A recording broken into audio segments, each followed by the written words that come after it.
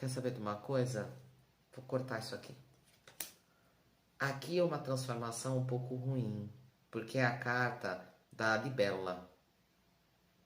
Coisas vão vir à luz. Dona Momo já jogou o sol aqui. Olha, uma adaptação, uma mudança. Tem coisas que vão vir à tona aí.